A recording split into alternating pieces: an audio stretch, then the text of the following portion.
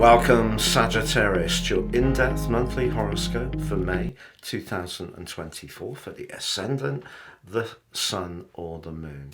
On the screen now, I'm showing the event chart right at the start of the month, which gives us a real understanding of what the opportunities are as you enter May, but also some of the potential challenges. Now, the big takeout is your ruler Jupiter, because that continues to be very closely located to Uranus. If you recall, on the 21st of April, they came into an exact alliance, a conjunction, for the first time in 14 years. For you, the part of your situation this occurred in is around your work, your life structure, maybe to do with health and fitness too. Uranus has been quite an unsettling influence for you in this area over the last 5 or 6 years. Jupiter brings your sense of dynamism, your sense of positivity.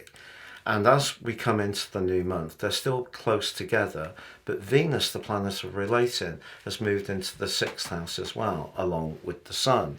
So we're going to have a new moon on the 8th. So there is a chance to gain and to enable in your situation some improvements that may have been a bit elusive due to the unpredictable nature of Uranus over the last 5 or 6 years. But if we look at house 3, that's about how we think, quick thoughts, but deep Pluto's there, transformational Pluto, but also the moon in Aquarius. The moon in Aquarius, very much conscious of issues of freedom, which you have a great awareness to, but it also suggests that what you think is going to mean even more to you at the start of this month. And if you do have conversations with people, you can be very passionate, because Pluto forges an amazing link to Mars. You can see Mars there in house 5. Mars in house 5 is really, really good, because if we think the host is Aries, which Mars rules, so that's superb, but house 5 is a kind of Leonian energy. It's where we showcase our brilliance, our warmth, our affection, our playfulness. And Mercury was retrograde for much of last month in house 5, so you may have encountered glitches and snags and all the stuff that usually goes with Mercury retrograde, but perhaps last minute changes the plan around maybe a meetup on a date or a social get-together. But Mars moving into this area, the last day of April, supercharges you in a really dynamic way, gives you extra sex appeal. But that link to Pluto, if you've got something to say and you've got a lot of conviction about it, you're going to get it across with aplomb. And Mars is going to be in this area for the next 6 weeks, so that's incredibly exciting. More challenging is the fact that Pluto is squaring with Venus. So something you think could in some ways conflict with somewhere where you need to fit in and provide some kind of support or service. Also later on the first day of this month, the moon moves forwards and squares up with the Sun, mimicking that Pluto-Venus square, but this time 3-6, the Sun and the Moon, the two luminaries, the two most important players in the sky. So the Moon in the 3rd house could see you try to pack a little bit too much into the first week of the month by being almost too virtuous. The 6th house has a kind of Virgoan feel and can make you busy, but don't be too busy. So if you're going to try to achieve anything, make sure it's a list that's prioritized and you don't try to cram too much in. But Pluto squaring Venus suggests that maybe someone could use some charm in order to try and get you to do something. It could be to do with a job. Then again, someone may offer you a job and it seems very good on the surface, but just watch if there are any snags and catches that are out of sight. Because if we take the midpoint between the Sun and the Moon, it's actually in your 4th house. So the balance of this chart, and you can see it's all Southern Hemisphere, so it's all about, in a way, making sure that the roots of your situation are stable. And having Saturn in your 4th house the last year has been quite challenging. There's probably been some real headwinds around home, emotion, family, your vitality may have been affected a lot by some worries and strains in those areas. But the midpoint actually forges a very positive link to your ruler Jupiter. So as long as you measure out what you do of a more virtuous nature and don't try to do too much, some good things are coming, as I will reveal shortly. Just one other takeout from the start of the month: Mercury is out of retrograde. Now, you may know that that retrograde ended on the 25th of April, but it is going to be in its post-retrograde shadow through to the 13th of this month.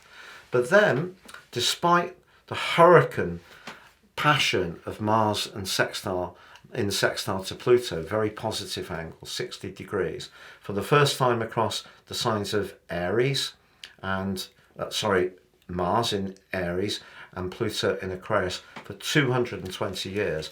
That's really sensational. Can really invigorate you. If you have been feeling lower in physical vitality, that's going to give you a lot of extra drive. But then Pluto goes into a retrograde. It's going to go back into your second house on the 2nd of September as it inverts back into Capricorn for one final time through to the 20th of November. But Pluto retrogrades are quite subtle. They're to do with transformations.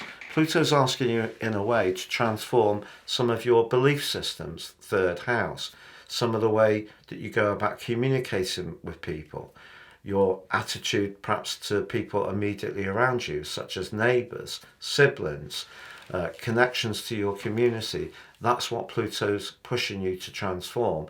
And the retrograde just means he's asking you to think more deeply about this.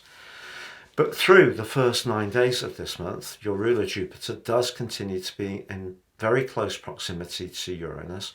And whereas Uranus has, I feel, brought at times some very unpredictable, scattered, very discordant energies in the sign of Taurus for you, because that's a quincunx, 150, quite challenging. Jupiter brings some different potentials there. It helps you to use your ability to see the big picture, but how you apply it in the practical, detailed parts of your life. So there could be some growth there.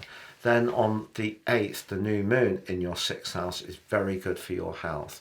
So if you have been feeling affected by the extra electricity that Uranus generates, this transition, also linking very constructively to Saturn, suggests if you're starting to get that home situation sorted and ordered in the way that's good for you, it can all fall into place in a much better way. 13th, Mercury emerges from the post-retrograde shadow. 15th, Mercury goes into 6. The ideas you've been generating need to be shaped into something more structured. And that's, in a way, a bit of a challenge for you, because sometimes the details can bore you. You would prefer to be grappling with something that's exciting, quite varied, stimulating. And if you have to go through those very systematic processes, that can really at times be a bit challenging. Around the 15th for 3 days, your nervous system could feel a little bit overstimulated again. Good time to take a breath.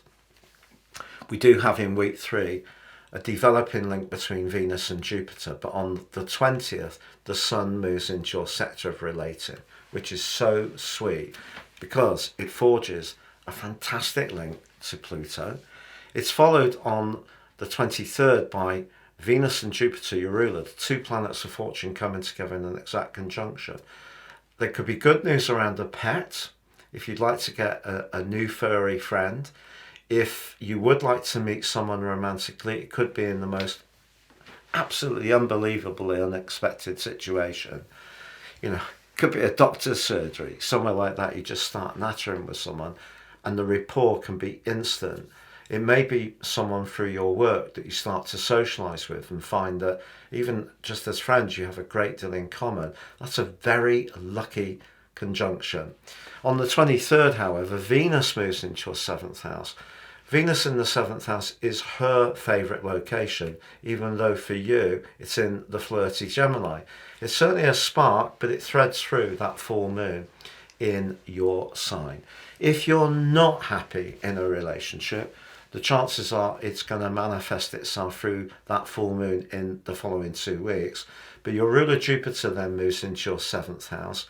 And whatever happens, I think you can see your situation as the Sun, Venus, and Jupiter and the full moon all linked so dynamically to Pluto that you're thinking around all these areas of relating, getting the balance from what you need and what you're prepared to give, letting go of the relationships that don't work for you, but cementing in the ones that do. Some kind of magnificence can present itself at the end of this month in a very significant way. In fact, by the 3rd of June, as Jupiter and Pluto become exact in their trine, again, like the Sun and Venus, and Mars and Pluto early in the month, these are the first connections in these signs for 220 years. So a huge shift is going on. So in the bigger cycle, Saturn has been really pushing you over the last year to take your emotional situation much more seriously. Uranus has been disrupting your work, your life patterns, your health and fitness for the last 5 or 6 years. But all of it can start to fall into place by the end of this month. But particularly if you're relating to the people who really get you, who really understand that part of your nature that loves to be free-spirited. Because if you think about it, the conjunction between Jupiter and Uranus, Jupiter rules your sign, Uranus is the modern ruler of Aquarius.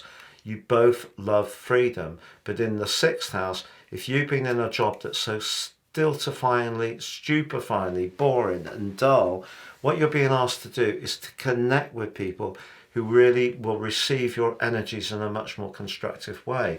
So even if you're not relating romantically by the end of May, if you're connecting and charming someone through your work, that can be just as powerful, just in a different way, if it moves you on from the limitations and restraints you've been experiencing in such a major way in recent times.